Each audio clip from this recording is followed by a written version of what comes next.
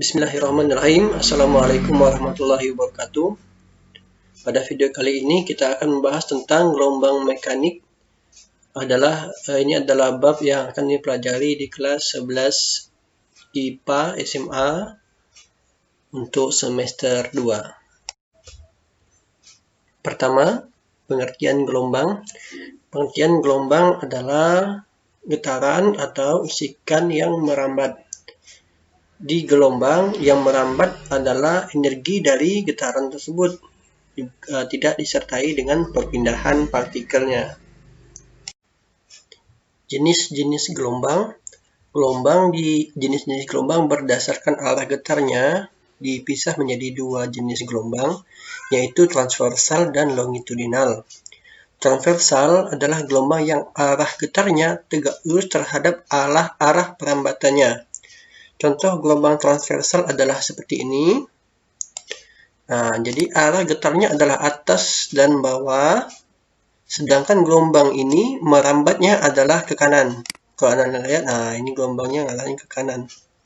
Anda lihat di sini, ketika gelombang bergetar, gelombangnya terbentuk, maka partikel gelombang tidak pindah. Yang pindah hanya energi getaran itu saja. Sedangkan gelombang longitudinal adalah gelombang yang arah getarnya dan arah perambatannya sama atau sejajar.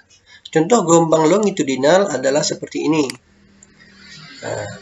Jadi getar ke kiri dan ke kanan, merambat ke kanan. Kita katakan, itu dia, merambat ke kanan. Ini adalah contoh gelombang longitudinal. Jenis-jenis gelombang.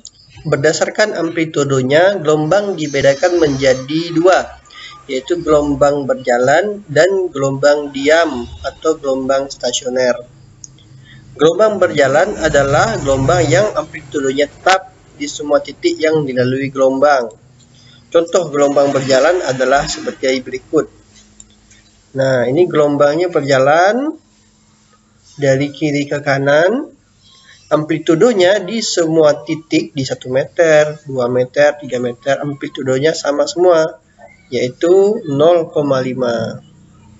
Ini amplitudonya semuanya sama, yaitu 0,5. Sedangkan di gelombang diam atau gelombang stasioner, amplitudonya berubah-ubah. Contoh gelombang stasioner adalah seperti berikut. Seperti ini ya anak-anak. Contoh gelombang stasioner atau di gerak lambat. Di gerak lambat adalah sebagai berikut. Ini yang bawah ini adalah gelombang stasioner ini. Gelombang stasioner ini adalah gabungan dari gelombang berjalan. Jadi gelombang yang di bawah ini adalah gabungan dari dua gelombang di atasnya. Ini gelombang berjalan ke kanan. Yang di bawah adalah gelombang berjalan ke kiri. Digabungkan menjadi gelombang stasioner. Gelombang stasioner amplitudonya berubah-ubah. Yang ini amplitudonya 0, titik yang ini. Titik yang ini amplitudonya satu kotak. Satu kotak. Titik yang di tengah-tengah ini amplitudonya sampai 2 kotak. Jadi berbeda-beda amplitudo di setiap titik pada gelombang. Coba kita lihat video gelombang stasioner pada air ya.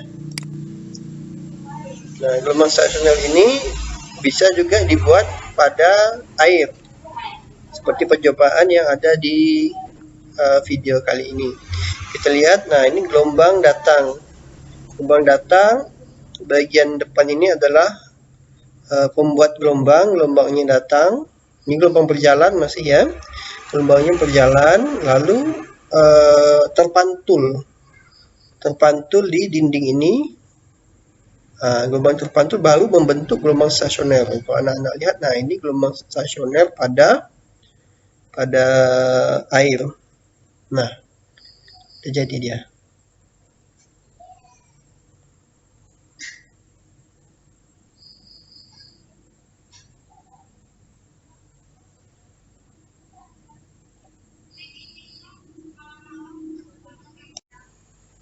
Besaran terkait gelombang berjalan.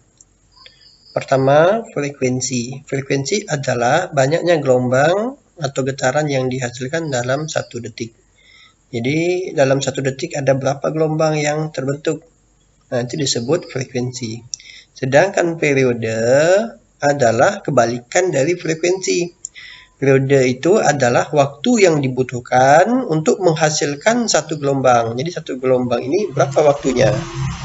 Hubungan antara frekuensi dan periode ini berkebalikan, atau secara matematika ditulis frekuensi sama dengan 1 per periode, atau periode sama dengan 1 per frekuensi. Selanjutnya yaitu panjang gelombang disimbolkan dengan lambda. Panjang gelombang adalah jarak satu gelombang. Nah, ini satu gelombang. Ada satu puncak, satu lembah, ini disebut satu gelombang. Berapa panjangnya? Misalnya 5 meter. Nah, panjang gelombang adalah 5 meter misalkan ya.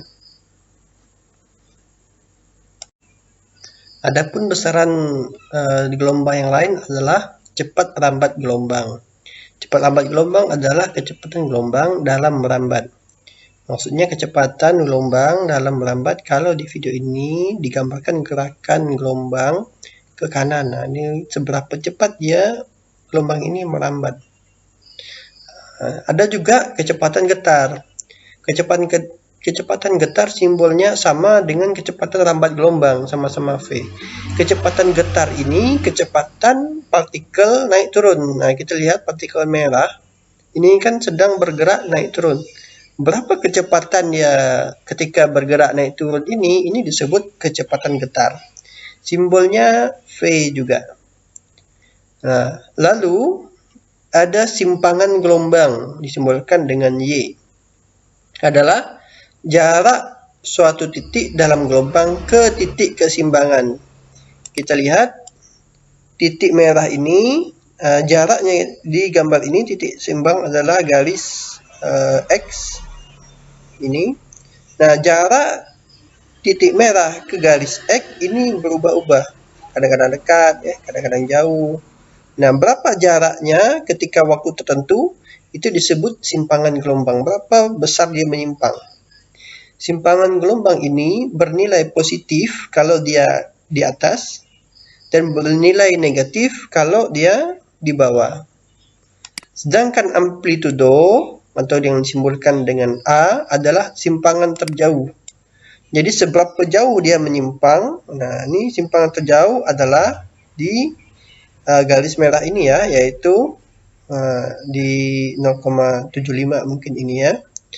Nah, jadi amplitudo adalah simpangan terjauh yang dicapai pada partikel di dalam gelombang tersebut. Nah, ini simpangan terjauhnya kita buat 0,5 bisa ini ya. Nah, ini simpangan terjauh atau amplitudonya 0,5.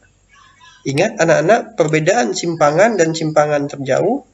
Kalau simpangan terjauh dia simpangan maksimal. Kalau simpangan dia beda-beda. Bisa kecil, bisa besar, bisa 0. Kalau dia di tengah-tengah ya ini 0. Bisa minus, bisa positif. Persamaan gelombang.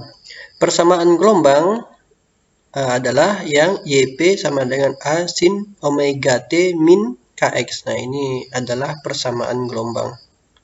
Persamaan gelombang ini adalah rumus untuk mencari YP, yaitu simpangan di titik P. Maksudnya simpangan di titik P bagaimana? Simpangan di titik P maksudnya adalah jadi bentar. Nah, ini ada gelombang.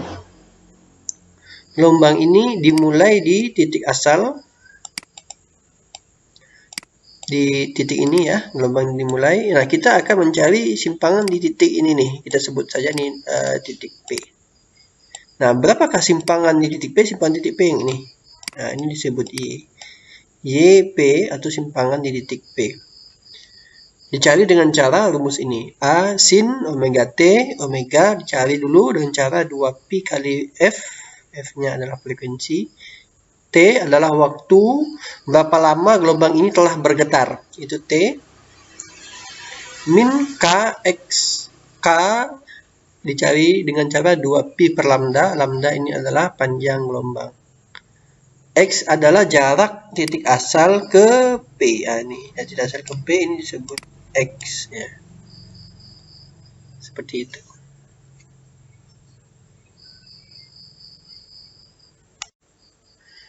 Contoh soal, sebuah gelombang merambat dari sumber S ke kanan dengan laju 8 meter per sekon.